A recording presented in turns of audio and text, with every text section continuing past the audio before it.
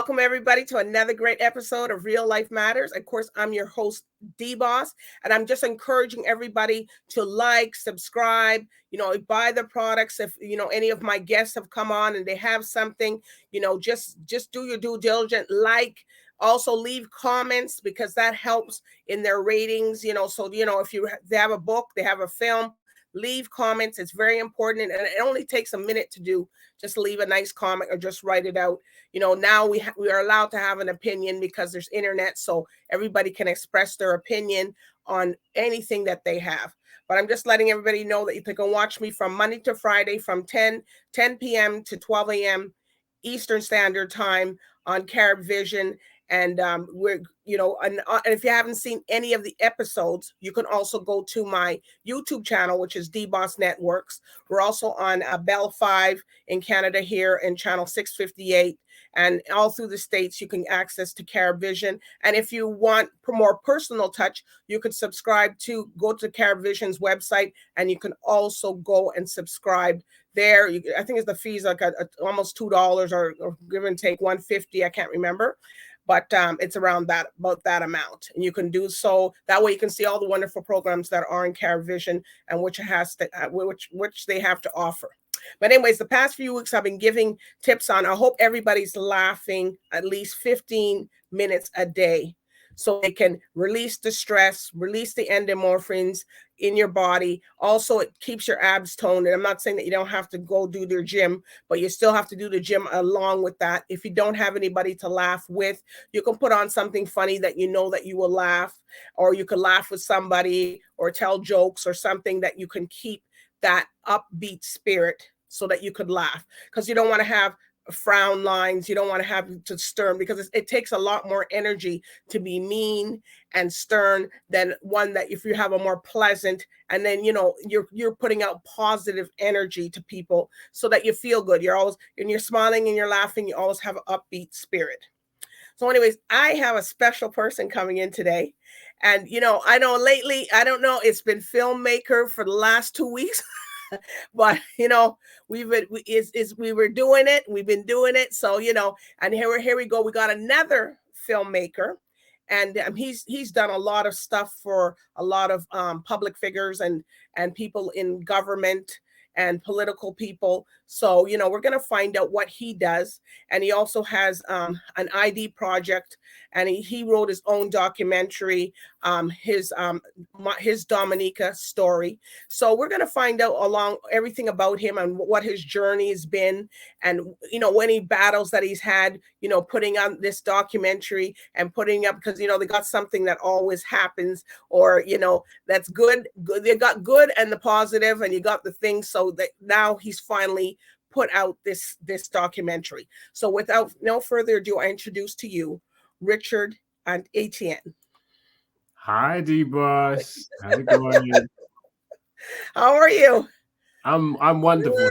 You are wearing a t-shirt like at 9-something p.m. in the UK. So life is good. The weather is warm, and I'm here with you today. So yeah, love it.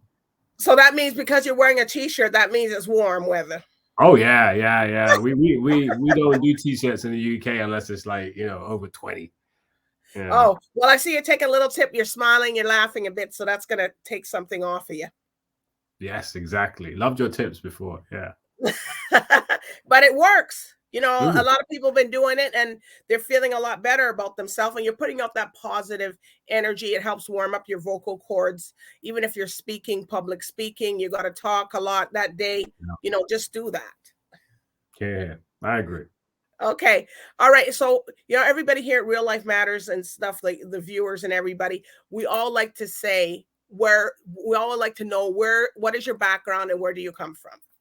So my background, both of my parents were born in Dominica, the small Caribbean island of Dominica. I say small because some people confuse it with the Dominican Republic, which is the much larger island that shares with Haiti. And I was born here in the UK.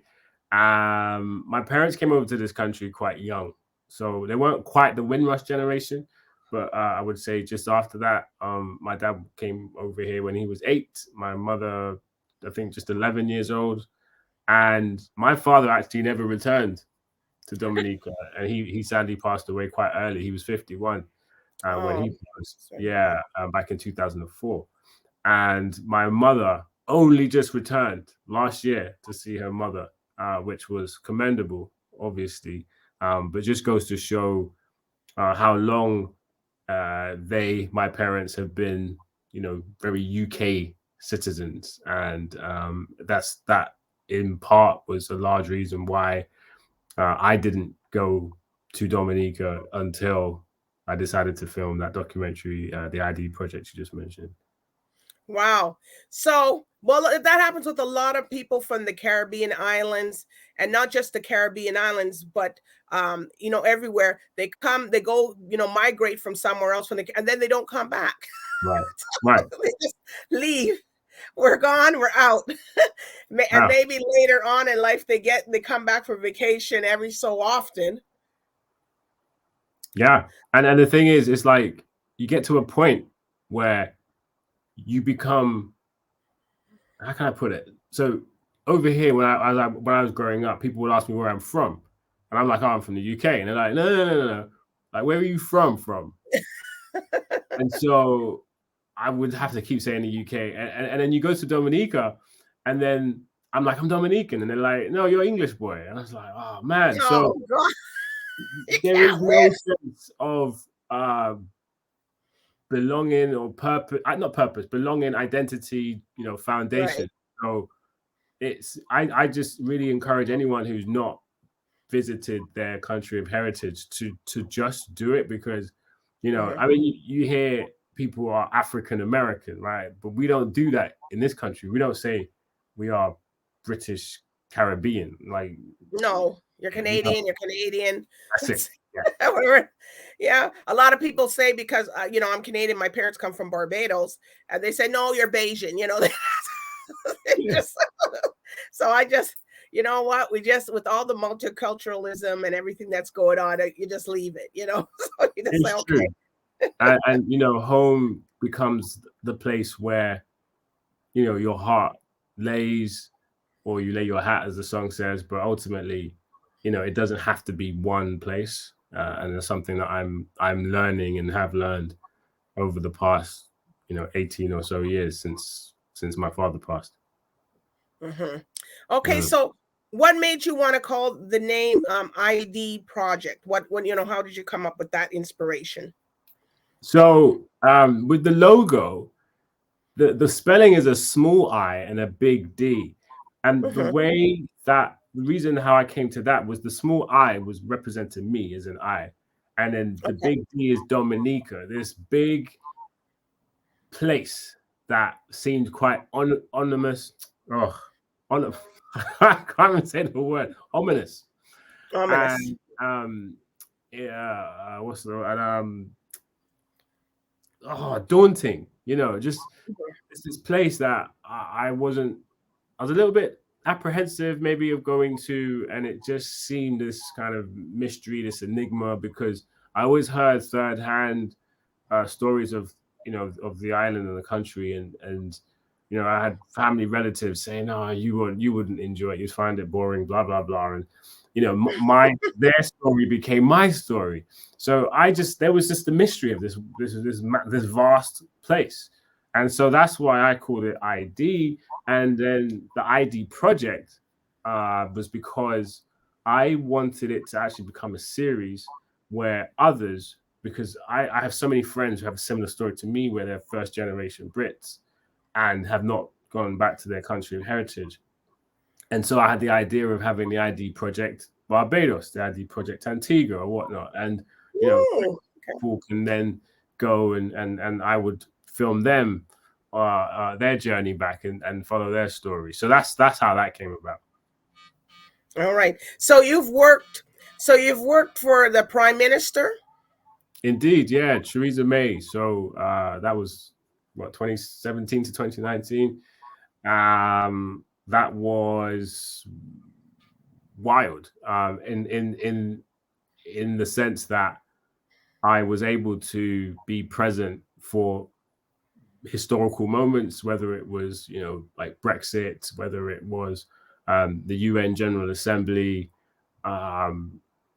places like in Berlin and The Hague. I was in Buenos Aires for G20 when Putin was last at that conference, and Trump was there. Like I literally every week was with the Prime Minister and aided with the scripts for her video messages that went onto social media. I was at Downing Street when they started their first Instagram, their Instagram channel. They didn't have one before I arrived. And so, I definitely feel like I was there as part of moving that place from one of kind of slow media to one of like fast-paced, really interactive and engaging social media through the medium of film. I love filmmaking. I love telling people stories. And my predecessor, a wonderful guy called Rob, he did a great job with previous prime ministers, and he kind of showed me the ropes, and I just picked it up. And I was also really proud that I'm a black man in an establishment that just didn't have any black people. The only black people I saw there were opening doors or serving food at receptions. So I was the only black male civil servant in the entire household. Wow. Yeah. So what made you want to become a filmmaker? Is anybody in your family was a filmmaker, or So I've always loved films, and I remember as a family when we were growing up, really, and I was really, really young. My sister wasn't born yet. She's 10 years younger than me. Every Friday we would go to Blockbuster Video, and we'd get a takeaway, and we'd watch a rented movie. And so I really got my love of film from that. But in terms of me actually creating films, I'll tell you a story, DBoss. I was in our living room. My father was at his bureau, working quietly, and I was flicking through the TV channels. We just got cable. I was like super excited. 900 channels. And he turned around and was like, can you stop flicking the channels? Can you pick something to watch? And I said to him, but Pops, I can't, like, there's nothing on. I can't find anything decent to watch. And then he just stopped. He put his pen down. He didn't turn around. What did he turn around? I can't remember. But he basically said to me, why don't you make something you want to watch then? And that was it. The rest is history. Yeah. So he told you that. So what did he help you buy your camera equipment, or did you do it, or did you go out and do that, or? Yeah. So with my first one, like my earliest paychecks, when I first got a job, I saved some money and got myself a camcorder. My first, after my father passed, I was still quite young. I didn't go to university. Too depressed, I guess, and started working for myself. I filmed local businesses for their website. I created promotional videos for local businesses. This is before YouTube, right? There wasn't YouTube. There were websites where you can make your own websites. Like all these kind of I don't want to give them free publicity, but it was a time when video promotion was very expensive and rare as a result in the local community, because when you're a startup, the last thing you're thinking about is splashing thousands of pounds on a promotional video, when really actually what you want to do is sell your products at lower cost as possible. So I did that for many years, and then So you did that slowly, or did you work doing something else while you were doing building?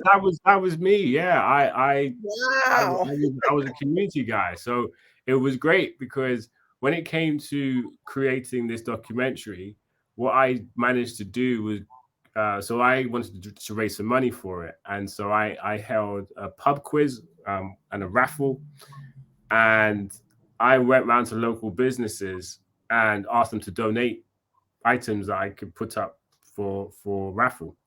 And so these same local businesses would offer me You know, if it was a wine merchant, they give me 3 bottles of wine, or you know, other restaurants they would be like, yeah, sure, you can have a free chocolate. You get some chocolate. yeah, it was wonderful, you know, to be able to work with the community in that way, and for them to also see the value in what I was doing, and yeah, and that's how I was able to raise money, you know, plus other kind of like GoFundMe type websites. Oh, okay. Yeah, it was completely self-funded. I had a very small team. They're all credited on the film poster, and you know, I'm really grateful to all of them. And this week, you know, my film has been shown twice already at the Windrush Caribbean Film Festival here in the UK, and I'm just incredibly grateful. All right. So how long, when you went to Dominica, so how long did it take you to put this documentary together? So the actual filming itself was about 2.5 weeks. The editing was the longest part because when I returned, I wanted to go back to finish off the movie. However, 2 natural disasters happened, which completely, you know, flattened a lot of the island. Most notably, Hurricane Maria in 2017. Yeah, that was devastating, and it actually damaged my father's old home. So that same place I was going to go back to finish off the film was, you know, no longer existed in its original form. And that's why when you watch the movie, you see towards the end it takes possibly an unexpected turn, but definitely one that focuses a lot on the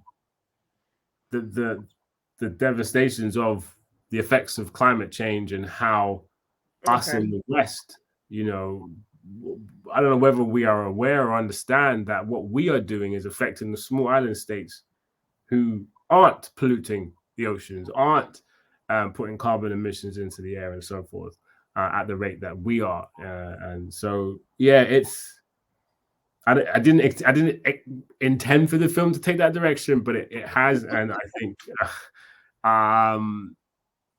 even though I filmed it 10 years ago now, it still holds true, and that's quite sad. Right. So, okay, so who played the younger you when you did did you get somebody to play the younger you, or you just listen, do you know what? So I went to watch one of the screenings in Birmingham just 2 days ago, and as I was leaving, someone mentioned it. Like, when did you film this? I said, 2013. I'm like, wait, dude, that was you in the film? I was like, yeah, you look the same. I was like, thank God. So yeah, viewers, go and check out the movie once it's back on YouTube, and let me know what you think. Do I look the same? Has life yeah, we're gonna we're gonna have to check it out. yeah. So did anything funny happen while you were filming the you know, the documentary? Oh, I mean, so much. I mean, a notable one was so I was due to film the Prime Minister and Roosevelt Skerritt, who's actually still the Prime Minister 10 years later. And you know, you get told this time, right? Say it's 3:00. Obviously, I get there super early. I'm there, I don't know, probably 45 minutes early just to get myself ready, and get into the government building. And you get to the lobby, and okay, cool, wait there. So you wait in the lobby area. Then they'll say, okay, you know, come upstairs, and then they put you in this other room. And like every 30 to 50 minutes, you get moved to a different room, to a different room, to a different room. And now it's like 2 hours late, right? I'm like, gosh, you know, what's going on? And my other camera guy and myself, we were sat there just waiting, you know, in our smart gear. And we're starting to sweat now because it's really hot. And the TV's on. And it's the Dominica Independence Day parade, because it's Independence on the 3rd of November. It must have been that day, or at least close to it. And we're hearing someone giving a speech. And we both look up at the screen and like, wait, is this live? You ask a member of staff. She was like, yeah. And it's only the Prime Minister giving a speech at the stadium you know, how many miles away from the government building. I'm like, wait, does he know that was supposed to be me? And she's like, yeah, don't worry, he'll be here. He'll be here. So, I mean, we ended up having a conversation. It was something like 3.5 hours later after the Oh episode. my gosh. But I learned a very, very important lesson about timing in Dominica. Maybe it's not just Dominica, right? But there is Dominica time for sure. Well, I think that's Caribbean time, and people are and that's not. I don't go by that kind of timing. I don't stand for that timing. You know, you get there, you say 4 o'clock. It's better be 4 o'clock. I'm not talking 8 o'clock. No. I guess when you're running the country, you can kind of get away with it. But man, that taught me something.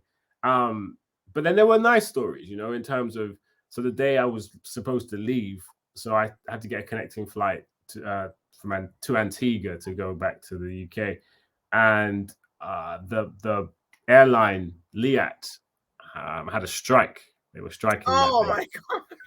Yeah, you know, workers strike. Well, it's not the time to be striking down there.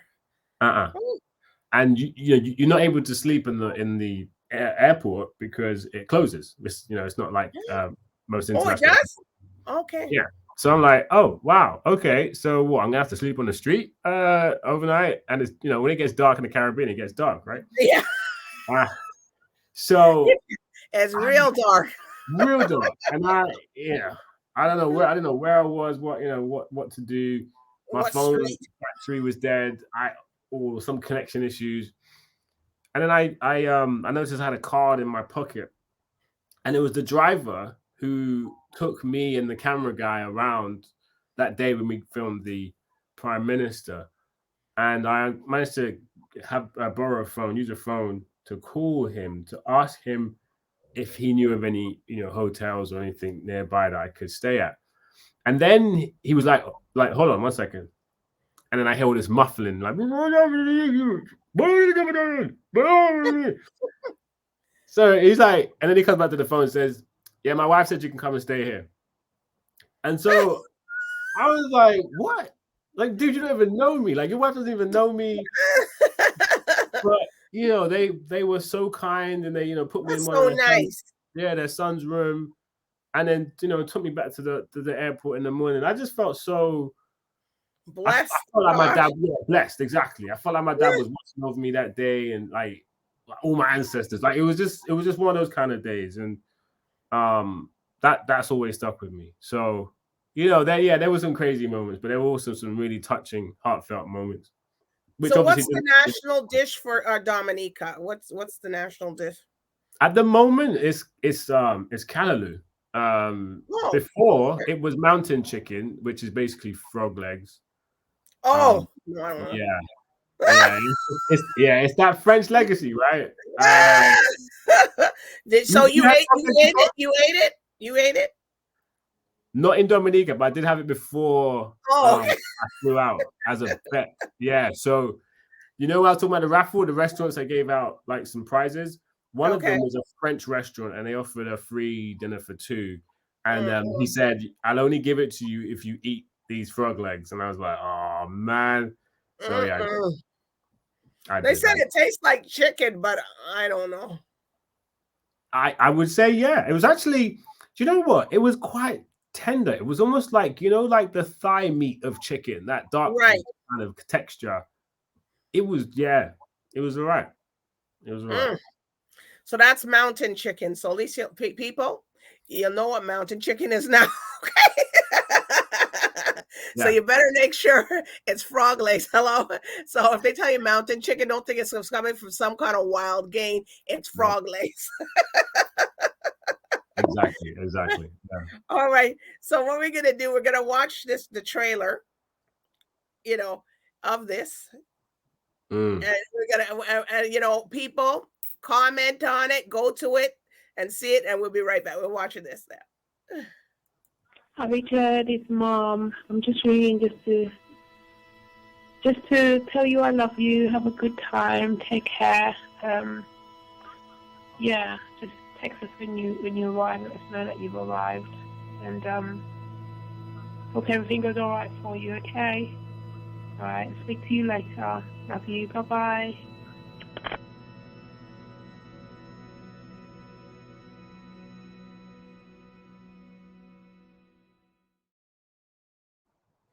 Wow, Yeah. well, that was short. Yeah. I think now they would call that a teaser trailer. That's a Yeah. that's not a real trailer. That's a teaser. Yeah, that's that teaser. That's that teaser. My mother's she's the first voice you hear when the film Okay. begins.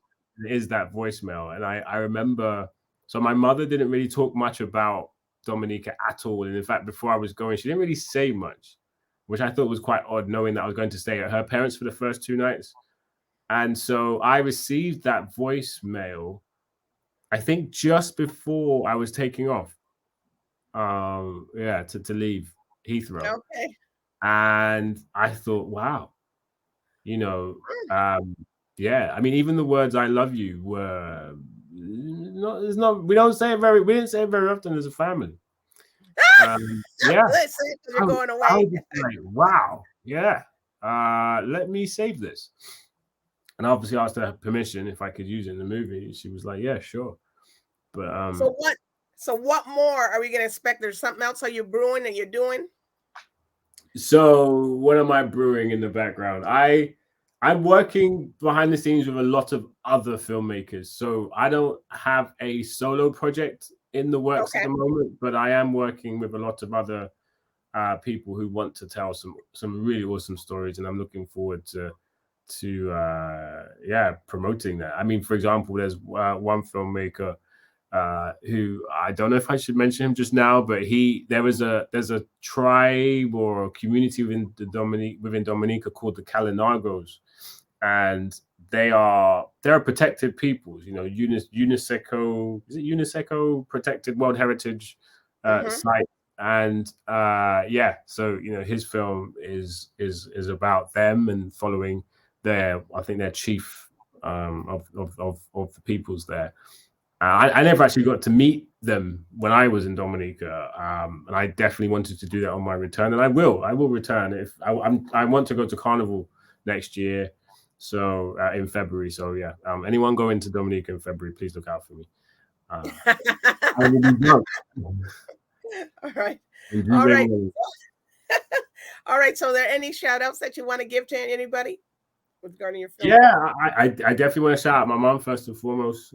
She's been a great support to my work. My family, my siblings that are in the movie. Matthew, Rihanna, Micah, my son Kieran, but also the Dominica High Commission. The acting High Commissioner, Miss Janet Charles, and all of her staff, really supportive of everything I've been doing.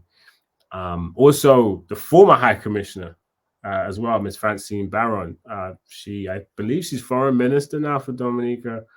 Again, she was the one who put me in touch with a lot of the people who enabled the interviews that you will see in the movie, and just all the staff. Kelly, Ben, who else? Gosh, Quick Link TV. My cousin Raf. Yeah, they're just wonderful people. Okay. All right. So if people want to see the movie, and where can they go find the movie? So if they just go onto YouTube and search the ID Project Dominica, they will come to the channel. I think that's the best place. It's there for free for everyone to see. It's currently down for a couple of weeks while the festival's on, but once it's off from the 1st of July, it'll be back up there. The channel's had over 250,000 views. It's doing wonderfully well. And I'm just grateful to everyone's support. And even to this day, people are still calling me to say, "Oh my God, I saw my gran in that film," or my auntie's in there, and such, because we're such a small community. Only 72,000 inhabitants on the island, but we're tenfold everywhere else, right? Canada, parts of the UK. So really great. All right. So if people want to keep up with you on social media, can you just tell everybody? Yeah. So at brand Etienne for IG, If you're on Twitter, go on to my Dominica story at my Dominica story. But yeah, Brand Etienne. You can see my life. Don't at me.